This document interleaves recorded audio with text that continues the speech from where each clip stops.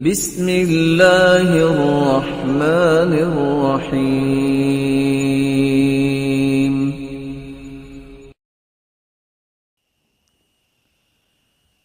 رسول اکرم صلی اللہ علیہ وسلم نے کافر اور مشرک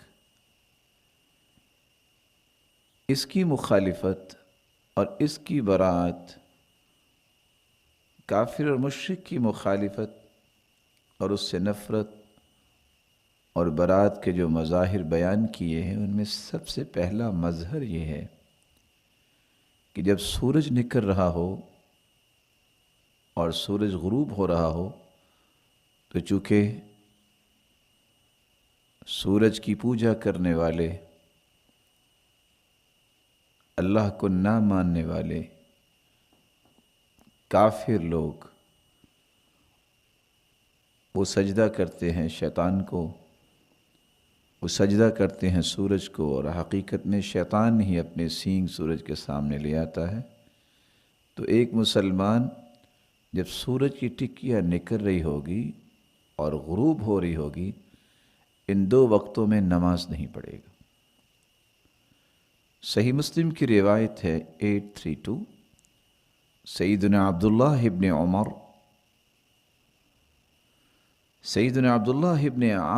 رضی اللہ تعالیٰ عنہ بیان کرتے ہیں، فقلت یا نبی اللہ اخبرنی عما علمک اللہ واجالہ۔ میں نے رسول اللہ صلی اللہ علیہ وسلم سے یہ درخواست کی، اللہ تعالیٰ نے جو آپ کو سکھایا ہے اور میرے علم میں نہیں ہے، آپ مجھے سکھائیے۔ اخبرنی عن الصلاۃ، نماز کے متعلق مجھے خبر دیجیے۔ قال صلی صلاۃ الصبح، تم صبح کی نماز پڑھا کرو۔ ثم اقصر عن الصلاۃ، صبح کی نماز سے فارغ ہو کر نماز سے رک جاؤ۔ حتی تطلع الشمس حتی ترتفع، یہاں تک کہ سورج نکل آئے اور کچھ بلند ہو جائے۔ فإنها تطلع حين تطلع بين قرني الشیطان، سورج جب نکلتا ہے تو شیطان کے دو سینگوں کے درمیان۔ وحينئذ يسجد لها الكفار، اور یہی وہ وقت ہے جب کافر اسے سجدہ کرتے ہیں۔ ثم اقصر عن الصلاۃ، پھر آپ صلی اللہ علیہ وسلم نے، لمبی حدیث ہے، آخر میں فرمایا تم عصر کی نماز پڑھو، اور عصر کی نماز پڑھنے کے بعد نماز پڑھنے سے رک جاؤ۔ حتی تغرب الشمس، جب تک کہ سورج غروب نہ ہو جائے۔ فإنها تغرب بين قرني شیطان، کیونکہ سورج غروب ہوتا ہے تو شیطان کے دو سینگوں کے درمیان۔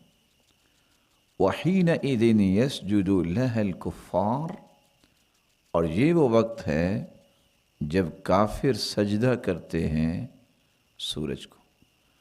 تو ایک مسلمان کو رسول اللہ صلی اللہ علیہ وسلم نے پابند کر دیا کہ جن اوقات میں کافر سجدہ کرتے ہیں، ان اوقات میں ایک مسلمان اپنے رب کے سامنے بھی سجدہ ریز نہیں ہوگا، تاکہ دیکھنے والا یہ محسوس نہ کرے کہ یہ لوگ سورج کے نکلنے یا غروب ہونے پر سورج کو سجدہ کر رہے ہیں۔ یا ایھا الانسان ما غرک بربک الکریم۔